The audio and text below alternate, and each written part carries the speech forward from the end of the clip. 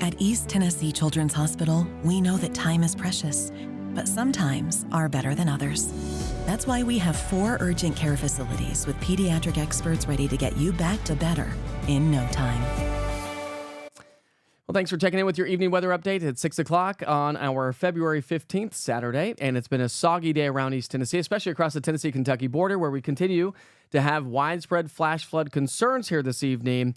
And insult to injury, got a strong cold front on the way overnight tonight. We only made it into the 40s and 50s. McGee-Tyson Airport only picked up 0.08 of an inch of rain. Crossville, 0.4 of an inch of rain. Tri-Cities, 0.5 or half an inch, but a lot more across the Tennessee-Kentucky border. We'll show you those 24-hour rainfall totals coming up here in just a second. Here's our storm system. This was through 6 p.m. on Saturday. Tornado watch was issued across parts of Louisiana, Mississippi, and West Tennessee. This storm system is going to pack a punch across much of the Mid-South and the Deep South as it continues to progress its way eastward overnight tonight. And yes, it does move its way into East Tennessee. The heaviest rain for us has lifted its way off to the north, so we're started to dry things out, which is good news. Let the water recede at least a little bit, but look at the past 24 hours. We picked up nearly 2 inches of rainfall or even higher amounts in some locations across the Tennessee-Kentucky border, from Tazewell to La Follette, Huntsville to Jamestown. We've had widespread flash flood warnings taking shape throughout much of the day. Lesser amounts across the Southern Valley. We knew we were going to have the majority of the rain north of Interstate 40. But when you look at your 7-day rainfall totals over the past 7 days anyways, we picked up 3, 4, 5+ inches of rain. And some of you even more than that. I highlight that because, well, as our storm system comes through overnight tonight, this is going to be insult to injury. Widespread flood warnings, flash flood warnings, and flood watches all in effect here this evening across the Tennessee-Kentucky border. The water has been rising. A lot of flash flooding occurring across parts of Scott County, Campbell, Claiborne, even parts of Hawkins and Morgan County as well.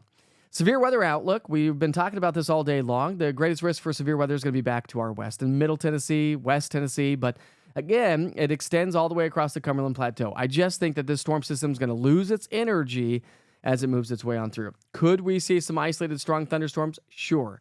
But I think it's going to really start to diminish as it moves its way through the area. Can't rule out a tornado risk. Now, it's super duper low, but it is still there. So something to keep in mind, Fenchurch County and across the plateau.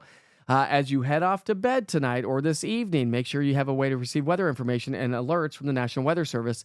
I'm going to tell you the easiest way is downloading the East Tennessee Weather app. If you don't have it, it gives you life-saving weather alerts and some of the fastest out there on the market. Trust me, I have a lot of weather apps on my phone, so I can test it. And I'm usually the first one that gets pushed out.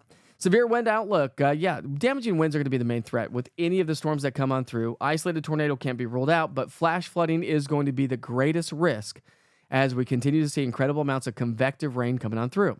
Now, we've had a wind advisory that runs until noon on Sunday, so the wind's going to continue to start to pick up.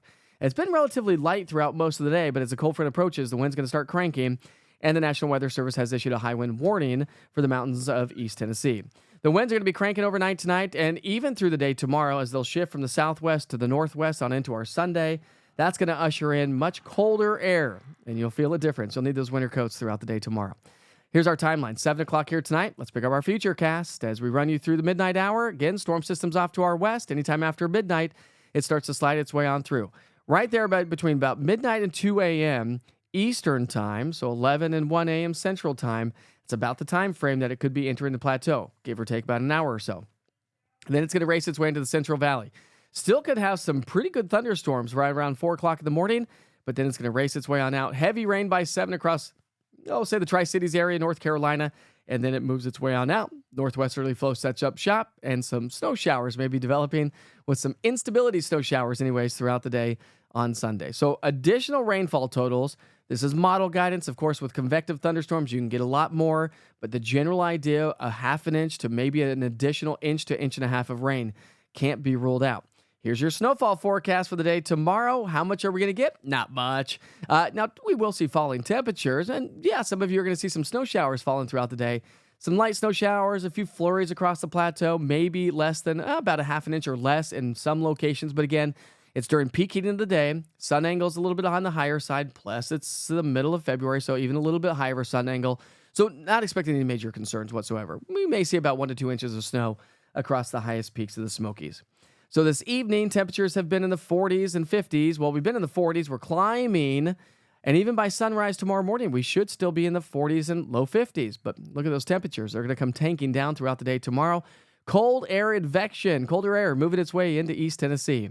And then that cold air is going to stick with us. Now, these aren't rain chances per se. These are precipitation chances. Why? Because, well, with the colder air in place Tuesday, Wednesday, Thursday, and a reinforced shot of Arctic air Thursday, Friday, look at your active wet weather week ahead of us. Now, that's the storm that is going to continue to wallop parts of the Great Plains. Interstate 70, Interstate 80 is going to get walloped with snow this week, and some of that snow may be entering East Tennessee. A possible southern slider could be working its way back in Wednesday and Thursday, giving us our next greatest potential for snowfall.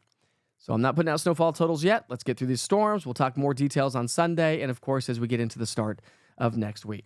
Temperature trend, chilly. Sunday, we only make it into 34 degrees. Well, remember, we're going to fall to 34 during the afternoon. We'll warm back closer to those seasonal averages on Tuesday, and then Arctic air settles on in. Look at those these are high temperatures, by the way. Average high is 53. We're down to 30 on Thursday, 34 Friday, and back to 46 degrees on Sunday. And those low temperatures, even colder. We're going to be in the single digits and teens and some 20s through much of the week. And it may not stop there. Climate Prediction Center is continuing that progress of colder air all the way through the latter part of the month. And then we may start to see a little bit of a moderating trend anyways towards the end of the month and the beginning of March. But of course, with the warmer weather comes the potential with more severe storms, which is springtime. All right, so again, we do have a chance for some isolated strong to severe thunderstorms tonight. Make sure you have a way to receive weather information. The East Tennessee Weather App's your one-stop shop. We got heavy rain, flooding, flash flooding is going to continue to be a concern. So if you live in a low-lying, flood-prone area, something to keep in mind, especially if you've got a lot of rain today and you haven't seen flooding yet. Heavy rain tonight could add to that. And then falling temperatures, some light snow showers, no big deal, but just chilly on Sunday with a better chance for snow showers as we get into next Wednesday and Thursday. We'll keep you posted on that. Be safe tonight. Thanks for checking in with your evening weather update. I know this is a long one. We've got a lot to talk about because there's a very active pattern. I will keep you up to date on into our Sunday, of course, all over social media. And again, if you don't have the East Tennessee Weather app, download it today. It gives you everything you need to know. Plan your day with the East Tennessee Weather app. From video forecast weather updates to an interactive radar giving you past, current, and future radar of 2 hours to day part, 7 days, current conditions, access to the only 24-hour weather channel right here in East Tennessee, live weather cameras, and severe weather alerts from the National Weather Service. Download the app today to always stay in the know. This is East Tennessee Weather. Weather when you want it.